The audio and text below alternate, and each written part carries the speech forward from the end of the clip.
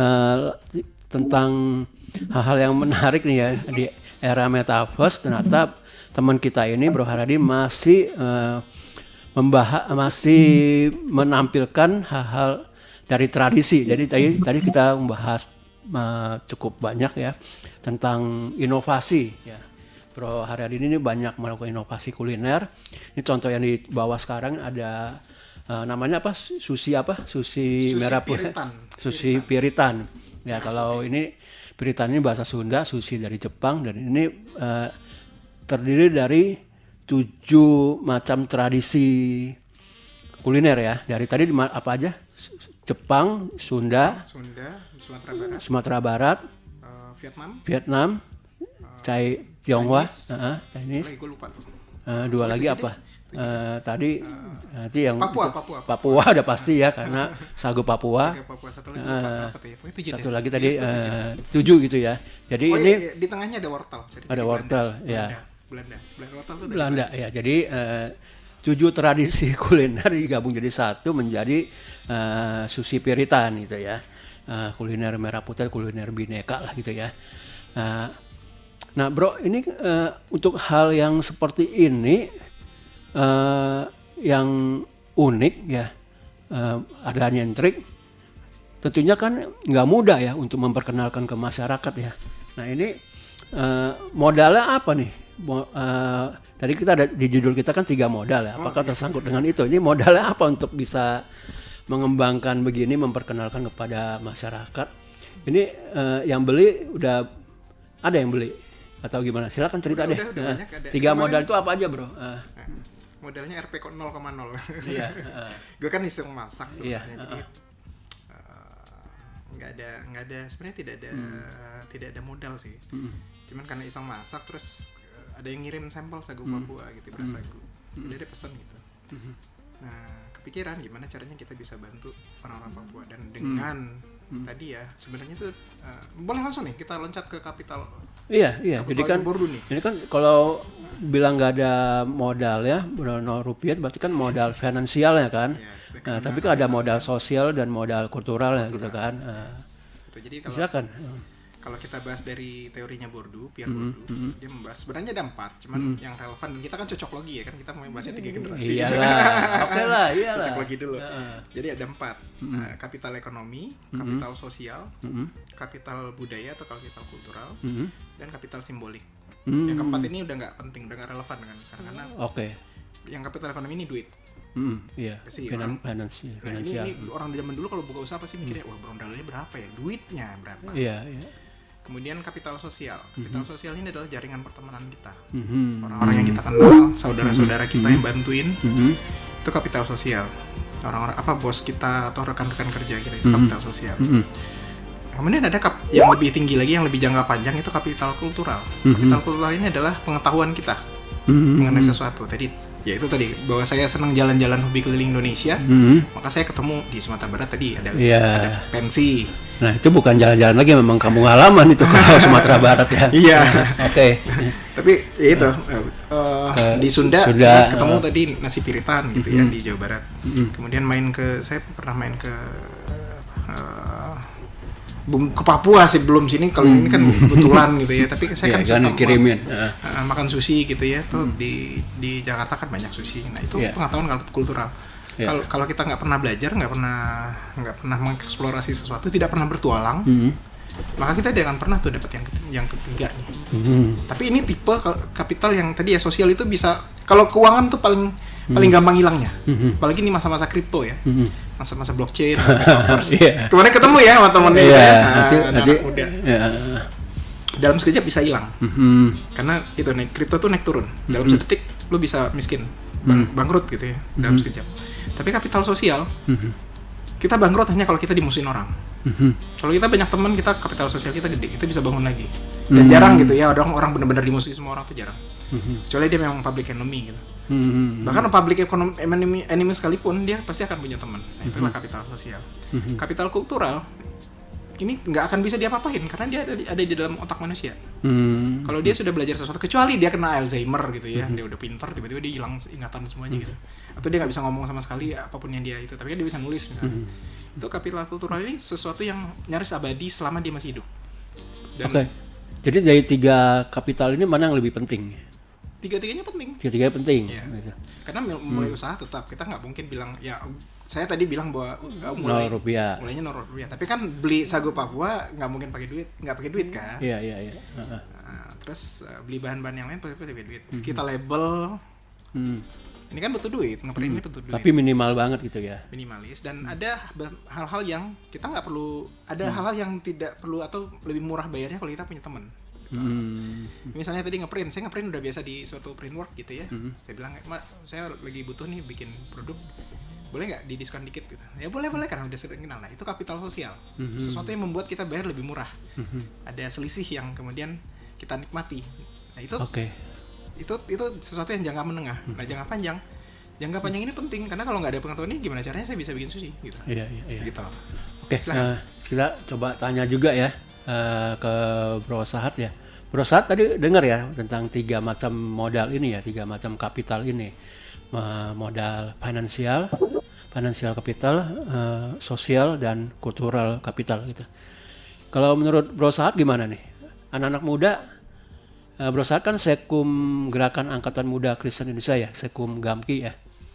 Kalau anak-anak muda gimana nih soal 3 modal ini, perlu nggak, penting nggak buat anak-anak muda nih? Silakan Bro Sahat, masih mute tuh. Kayaknya patah-patah gitu. Masih mute Bro Sahat ya. Nggak masuk ya? Oke, lanjut dulu deh, Bro Haryadi. Ya, silakan. Apa tadi pertanyaannya? Iya, kan tadi kan 3-tiganya sama penting gitu kan. Ya, 4-nya sebenarnya ada 4. Kita bahas yang 4 ya. Kapital simbolik. Ya. Jadi ini kapital simbolik ini. Nah, ini masuk nih Bro Sahat nih. Ini putus. Masuk. Halo Bang. Iya. Iya. Matiin aja videonya biar. Silakan. Jadi Bang, terima kasih Bang. Jadi terkait untuk kita generasi muda, yang pasti yang pertama kan kita harus punya modal, itu kan tentang modal sosial ini Bang. Karena kan namanya anak muda ini kan belum tentu punya kemampuan finansial yang bisa soal TikTok aja terus. Storytelling. Jadi kan kemarin tadi yang curhat tuh. Memang saya kan banyak dicurhatin teman-teman gitu. Terutama saat megang metaverse dan blockchain. Anak-anak muda zaman sekarang ini kan kita bicara boomer Ya. Gen X dan Gen Y kan mirip-mirip nih, Gen X kan Gen Ya, Y. generasi boomer, generasi X dan generasi Y. Terakhir generasi Z. Ada 3 karakter. Generasi boomer ini tipe orang yang hidupnya senang mulu, optimis mulu. Gak mau, gue nggak mikirin gitu. Pokoknya ini semua harus beres. Pokoknya semuanya bisa sukses. Makanya kalau kita lihat motivator zaman 60-70-an tuh bilangnya selalu gitu. Kita bisa sukses, kita percaya, ya. Jadi generasi boomer ini adalah yang lahir tahun 40-50-an ya? 70-an ke atas lah. 70-an? 60-an. Itu kan ceritanya kan itu kan sebelum Perang Dunia Kedua kan? Ya, dibilang boomer itu karena pas mau berangkat perang, ya kan orang-orang itu mau berangkat perang waktu Perang Dunia itu, sebelum perang mereka ini dulu, lalu dia meledak banyak anak, maka dibilang boomer gitu kan. Sedangkan kalau generasi X kayaknya jarang, makanya disebut X karena kayaknya ini kayak hilang gitu, makanya disebut generasi X gitu, kayak hilang. Yang lebih muncul justru generasi Y atau milenial gitu kan ya. Milenial ini Y ya. Lalu yang setelah Y, X, Y, Z ini generasi Z, generasi rebahan, generasi yang lahir tahun 2090 mendekati 20 ya. Kalau yang milenial itu 80-an lahirnya ya. Ya, sebenarnya milenial itu 85. Milenial itu X, Y, Z. Nah, nanti ada alpha, ke sini ada alpha. Jadi tantangan tiap zaman itu beda-beda. Jadi kalau boomer tadi ya, karena dia harus restorasi nih terhadap perang. Mereka berusaha untuk optimis terus. Kita harus bangun. Ya, ini menarik. Nanti kita mesti break dulu lagi ya. Nanti kita lanjutin nanti ya. Saya bahas topik 3 kapital, 3 generasi di era multiverse. Jadi anak-anak muda sekarang nih ngomongin multiverse, tapi bagaimana permodalannya gitu ya. Tadi ya anak-anak muda anak muda sekarang nih antara generasi milenial dan zilenial gitu kan ya. Walaupun mungkin yang boomer kadang-kadang juga mau disebut muda juga ya. Ya banyak lah itu ya yang pengurus-pengurus lembaga anak muda ternyata banyak yang masih boomer. Oke lah, tapi semuanya masih mau dibilang berjiwa muda gitu ya. Nah, saya mau tanya Bro Sahat nih. Bro Sahat ini generasi apa nih Bro Sahat? Milenial? Kalau Bro Haryadi ini generasi apa? Boomer, zilenial, milenial, kolonial? Saya generasi Y. Y itu milenial. Yang selalu merasa umurnya 17 tahun. Yang selalu merasa umur 17 tahun enggak nambah-nambah. Jadi fix mentok di 17 gitu ya. Ya, tapi gitu. Tapi ada ya, ini boleh ya lanjut ya tadi ya. Ya lanjut aja. X ada generasi boomer, ada X dan Y. X dan Y ini mirip-mirip sebenarnya, tapi beda 10 tahunan. Iya. Ada Z. Nah, tadi boomer itu selalu optimis. Dia nggak mau tahu. Karena itu dia terbiasa dengan kondisi sudah perang di mana semuanya tiba-tiba menjadi makmur sekali itu ya, terutama di Amerika Serikat gitu ya. Sehingga dia tidak merasa bahwa akan ada krisis. Nah, generasi X dan Y dia mulai itu menghadapi krisis-krisis di dunia, termasuk kayak tadi perang di Afghanistan, perang Irak, krisis minyak, di Indonesia ada krisis moneter. Terakhir kita krisis banyak ya, ini krisis perang ya, Rusia 2008, sekarang karena perang. Gen X dan Y ini hidupnya susah. Gitu ya? Hidupnya bukan susah ya, hidupnya menderita sih. Oh, bukannya happy-happy aja tuh. Nah, beda, boomer tuh yang hidupnya happy. Boomer ini selalu merasa karena dia pada saat krisis terjadi dia ada di top level manajemen. Makanya dia ada pikirannya, oke nih kalian semuanya harus optimis. Kalian harus ikut saya. Saya aja bisa dulu, kenapa kalian enggak? Akibatnya yang terjadi adalah X dan Y ini pusing. Hidup gue krisis, gue capek, tapi gue harus mengikuti perintah Pak Bos. Biasanya tuh kalau udah sekarang tuh udah middle management gitu ya, generasi X dan Y ini. Atau mungkin udah mulai naik gitu ya. Nah, dia harus manage generasi Z. Generasi Z ini generasi kamu rebahan. Pertama. Ya. Apalagi pandemi kemarin. Aduh kan nggak ada yang keluar dan mereka terbiasa dengan itu bahwa semua hal itu gampang. Tinggal di Google, nonton YouTube gitu ya. Dan itu mengerti kesehatan jiwa. Jadi dikit-dikit, wah aku mau depresi, aku stres, aku mau healing kembali. Lo kebayang nggak Gen X dan Y harus memanage generasi Z yang kayak gitu. Jadi gue punya banyak sekali brief nih dari Pak Bos, semuanya harus bisa, harus beres. Ya delegasi nih, tugas ini buat ini buat si Gen Z yang ini, Gen Z yang ini, Gen Z yang ini. Tapi yang terjadi, si Gen Z-nya nggak mau ngerjain karena bukan job desk-nya dia. Nah ini tipikalnya Gen Z nih. Aku nggak mau ngerjain karena itu bagiku itu membuat stresor buatku, itu bikin aku depresi gitu. Aku nggak mau karena nggak ada di job desk, nggak ada di kontrak. Kalau kebayang jadi Gen X dan Gen Y. Kita harus bisa, akibatnya kita harus handle itu semua. Kerjaan-kerjaan yang tidak bisa dihandle oleh Gen Z. Sebenarnya Pak Bos kan nggak mau tahu, mau sebodoh, semuanya harus beres. Iya. Nah, jadi milenial ini tengah-tengah ya, X, Y ini tengah-tengah yang selalu kejepit. Tapi ya itu istimewanya adalah Gen X dan Y ini selalu mengerti cara mengakali krisis. Jadi kalau nggak ada yang ngerjain, ya udah gue kerjain deh. Kalau nggak ada manusia yang ngerjain, udah cari pakai mesin ini aja gitu. Maka disitulah temu inovasi-inovasi. Yes, itu karakteristiknya Gen X dan Y, di mana mereka punya banyak sekali krisis dalam hidup yang membuat mereka tuh selalu di-challenge otaknya, pikirannya. Oh, ada masalah ini tadi, masalah Papua. Gimana cara kita beresin Papua? Nggak mungkin kita kasih duit doang. Yaudah kita beli. Gimana cara belinya? Nah, tadi bikin sushi. Siapa yang suruh? Dia suruh beli sushi. Sushinya dia beli sama Gen Z. Gen Z kan pengen, wah aku pengen makan sehat, aku pengen healing dengan makanan. Gitu. Jadi si Gen X dan Y ini jadi penghubung antara boomer, optimismenya boomer, dia punya sedikit dan juga bisa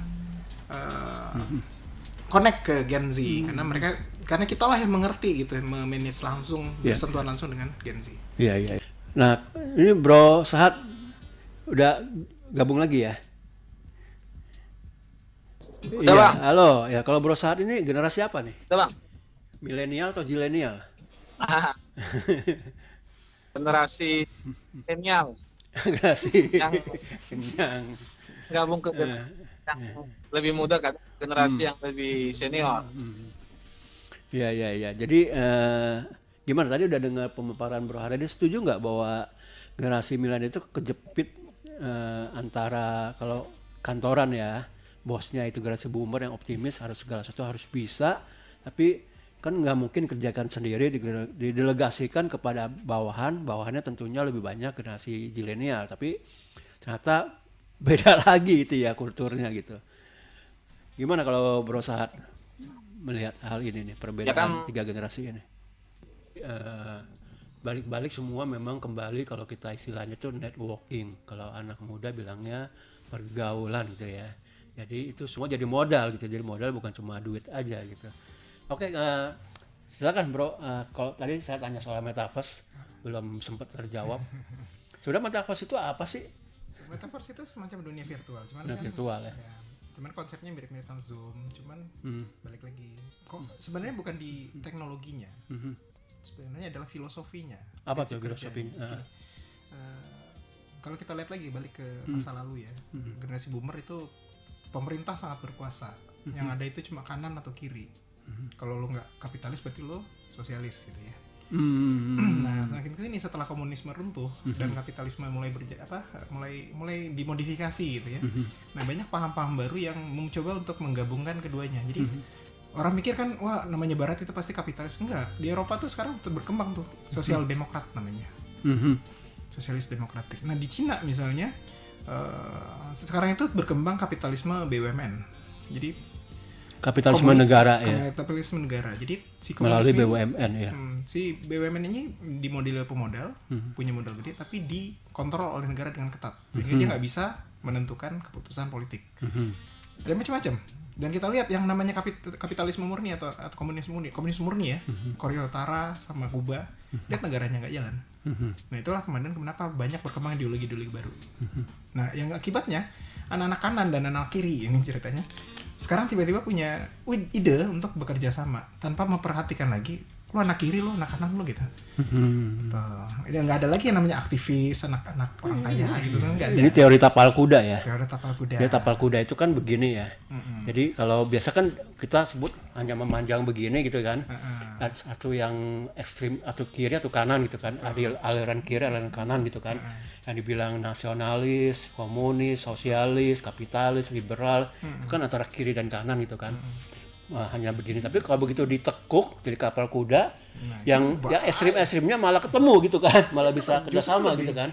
Kalau ada aksi yang seperti itu yang bisa menyatukan antara kanan dan kiri, itu lebih bahaya, jauh lebih bahaya, lebih gede, lebih besar itunya. Ya, contohnya 98 di mana orang-orang kanan sama orang kiri itu bekerja sama bikin gerakan 98 gitu.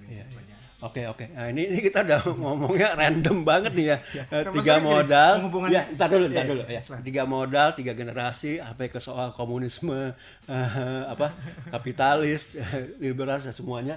Nah, sekarang ini apa hubungannya dengan metaverse gitu? Nanti kita bahas di segmen terakhir nanti ya. Kita masih break lagi, kita lanjutkan setelah yang satu ini. 96.3 RPK FM. Ya, baik sahabat RPK dimanapun Anda berada, kita membahas topik 3 modal, 3 kapital, 3 generasi di era metaverse. Oke, Bro Haryadi, silakan jelasin dong. Tadi kita banyak bicara random kemana-mana. Sekarang semua ini hubungannya apa gitu dengan metaverse gitu? Kelihatannya random. Ya sebenarnya nggak bisa dijelaskan karena gini, semakin lama orang akan ya tadi ya karena si kanan dan kiri ini sebimber tuh. Pertama, orang semakin bisa menerima perbedaan ideologi. Jadi ada teman saya yang kapitalis, dia pendukung Donald Trump. Harusnya kan mereka orangnya egois gitu ya, mikir ini duit gitu semacam. Enggak, ternyata dia kapitalis yang punya empati. Dia kapitalis yang mengumpulkan uang untuk bantuin orang. Tuh, ada kapitalisme empatik. Ya. Ada orang yang kiri banget, tapi dia mengerti nilai uang, nilai investasi. Ya contoh ya, ini orang dulu pikir kan Mas Budiman Sujatmiko gitu kiri. Sekarang dia tiba-tiba ngomong investasi perlu, teknologi itu perlu. Itu kan pemikiran ala kanan. Jadi mulailah banyak orang-orang dengan ideologi-ideologi yang campuran gitu. Nah, hubungannya apa dengan metaverse? Dulu, metaverse memungkinkan itu semua terjadi. Memungkinkan semua orang dengan ideologi yang bermacam-macam, dengan paham yang aneh-aneh, bersatu di satu ruang virtual dan memungkinkan mereka untuk kolaborasi bareng. Gitu. Gak ada batas, gak ada sekat, karena kalau dulu kan, woi kalau yang kiri emang kiri aja gitu ya, ngumpulnya satu gedung. Nanti yang kanan dia belanjanya cuma di kanan orang kaya misalnya, belanja di GI doang gitu. Sekarang enggak. Sekarang Metaverse memungkinkan orang dari kelas paling bawah slum area tiba-tiba dia bertemu dengan pemilik modal dan dia bilang, saya perlu bantu teman-teman saya di sekitar saya ini, saya mau angkat mereka. Kenapa? Gimana caranya? Tadi kayak Papua gitu ya. Saya perlu untuk orang-orang Papua. Kenapa?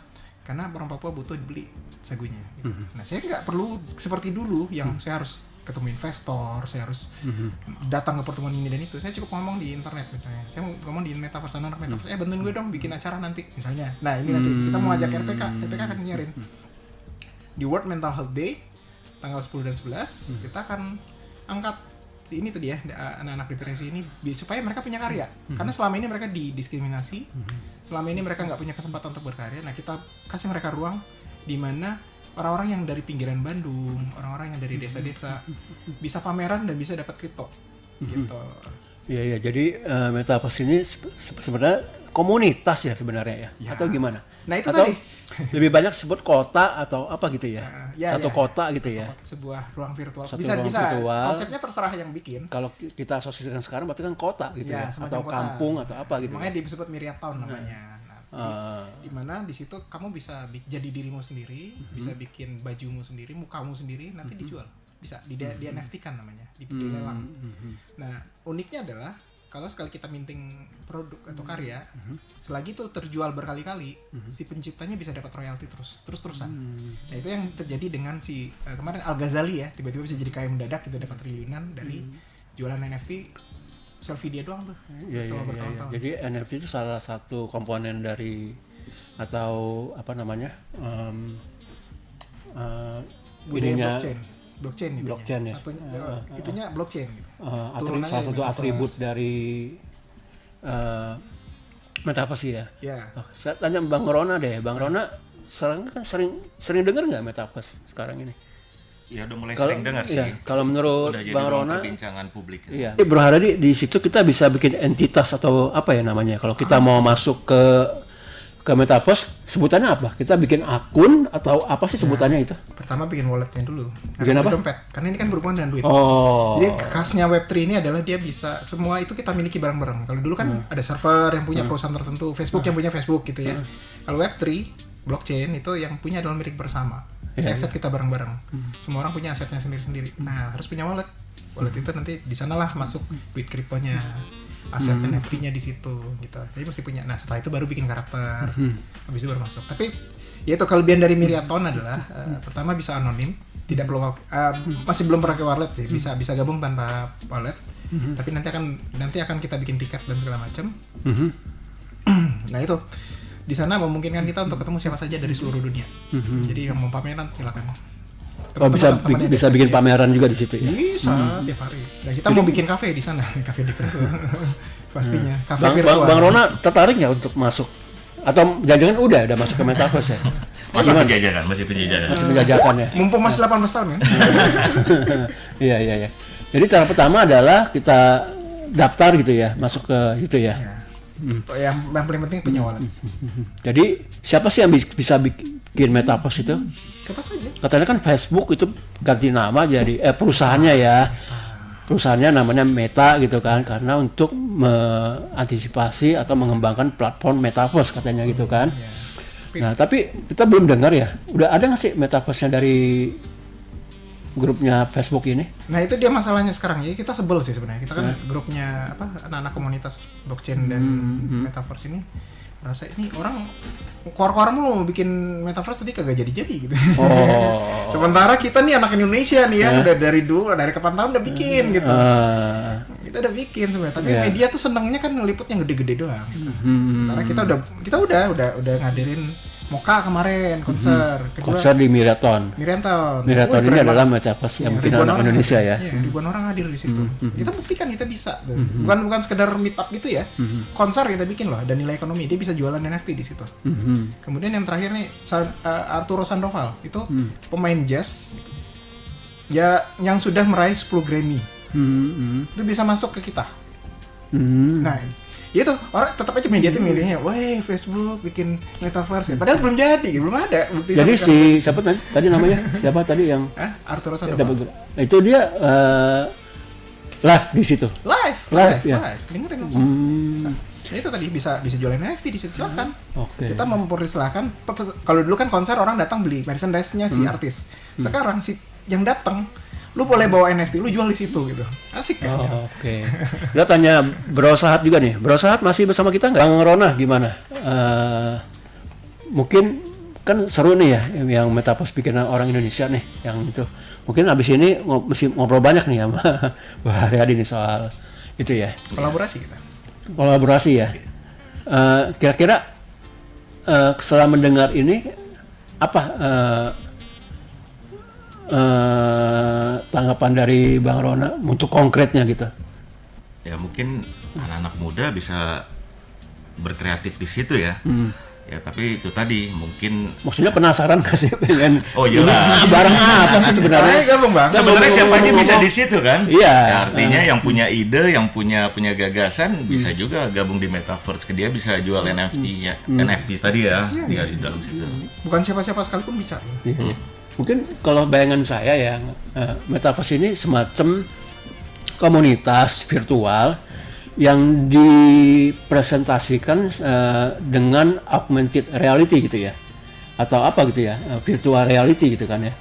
Sebenarnya kalau mungkin prakondisinya atau sebelum kita ke Metaverse yang kita sebut Metaverse sekarang ini mungkin semacam super aplikasi gitu ya. Misalnya kita kalau boleh sebut merek tertentu gitu ya, yang sering kita pakai sehari-hari untuk transportasi, untuk marketplace berjualan itu sebenarnya udah Metaverse juga ya. Cuma mungkin aja nggak ditampilkan dalam bentuk virtual reality-nya gitu ya. Sama lah. Gitu ya. Media sosial kan kita juga media sosial itu Facebook bukan. Media sosial itu adalah media yang memungkinkan kita untuk berinteraksi dengan banyak orang. SMS itu media sosial sebenarnya, email itu media sosial. Enggak, maksudnya ke Metaverse yang bentuk yang sebelumnya seperti sekarang ini mungkin yang marketplace yang sekarang ada itu mungkin juga udah Metaverse ya, cuma nggak ditampilkan ruang mayanya nggak dikasih lihat gitu. Kita hanya bisa pakai gadget gitu aja gitu ya. Segala hal di dunia ini kan memang pengembangan dari sebelumnya. Ya tadi kalau sosial media itu awalnya kan ya kayak SMS gitu. Adanya chat room itu kan awalnya dari Yahoo Messenger gitu. Ada MRC dulu. Nah, sekarang ada BBM. Jadi ruang maya yang sekarang hanya ada di pikiran kita gitu kan, seperti marketplace yang ada ataupun aplikasi transportasi yang sering kita pakai atau buat jual beli gitu ya. Itu mungkin selama ini kan cuma ada di bayangan kita nih, ruang mayanya nih kita sebut dunia maya. Tapi kalau Metaverse ini ruang mayanya divisualisasikan gitu ya. Dan milik bersama. Jadi kalau itu mimpi kayak mimpinya Inception atau Inception, mimpinya bareng-bareng gitu. Lu punya mimpi lu, mimpi gue, mimpi gue dalam satu Metaverse gitu. Iya. Bukan sekedar mimpi. Jadi mimpi bareng-bareng kita. Selama ini kan universe yang kita hidupi yang di dunia nyata ini kan universe gitu kan ya. Bahkan ada film tentang multiverse bahwa banyak universe jadi multiverse gitu. Kan kesana. Nah sekarang ini Metaverse gitu ya. Kita bisa masuk ke sana bareng-bareng. Jadi ya ini makin lama mungkin akan semakin konkret, kita akan semakin jelas ke sana ya. Ya, kita bersyukur ya punya teman-teman yang mulai menggarap itu ya dengan 3 modal tadi ya, modal finansial, modal sosial dan modal kultural gitu kan. Dan 3 generasi ini yang sempat mengalami berbagai macam ideologi gitu kan, dari boomer, generasi X, generasi Y, semuanya bisa plek di Metaverse ini gitu mungkin ya. Oke, kita udah makin terakhir, mungkin closing statement deh dari Bang Rona. Baru join udah langsung minta closing statement. Silakan Bro Haryadi untuk closing statement 1 menit. Biasa, gue nggak mau closing statement pakai pernyataan, gue pakai ayat suci aja deh. Auzubillahi minasyaitonirrajim. Bismillahirrahmanirrahim. Wailul likulli humazatil lumazah allazi jama'a malahu ada wa andada yasabu anna ma la wa afda. Kala la yambazanna fil hutamah wa ma adraka ma hutamah narullahi muqada allati tatawallu ala fidah. Innama alaihi musadah fi amadi mumada. Jadi Tuhan bilang celakalah orang yang umpat dan tercela yang hobinya untuk menghitung harta dan mengumpulkannya dan hitung-hitungin gitu. Hitung-hitungan sama duit. Jadi dia nggak peduli lagi sama orang lain. Nah inilah konsep sebenarnya tadi teori Bourdieu itu. Jangan cuma hidup itu bukan cuma urusan duit. Kamu bisa selamat, kamu tetap bisa bahagia kalau kamu sadar bahwa ada sosial kapital dan ada kultural kapital. Nah tadi sama ayat biar adil ya Pak ya, gue ngaji mulu nih di RPK. Ada Matius 6 ayat 19-20 mirip. Janganlah kamu mengumpulkan harta di muka bumi, di bumi itu ngengat dan karat akan merusaknya, dan pencuri membongkar dan mencurinya. Tapi kumpulkanlah bagimu harta di surga. Di surga ngengat dan karat tidak merusaknya, dan pencuri tidak membongkar serta mencurinya. Tuh buat yang Kristen, buat yang agnostik. Nyanyi aja udah. Tahu lagu Antonio Song nggak? Nggak tahu, coba aja. Antonio lives life frivol. Antonio prays for truth. Antonio says our friendship is 100 proof. The vulture that circles Rio hangs in the LA sky. The blanket they give the Indians only makes them die. Jadi lagu ini mengatakan bahwa persahabatan itu adalah sesuatu yang penting, di mana dulu orang-orang Indian itu karena keserakahan orang Barat terhadap uang harta, mereka mati semua.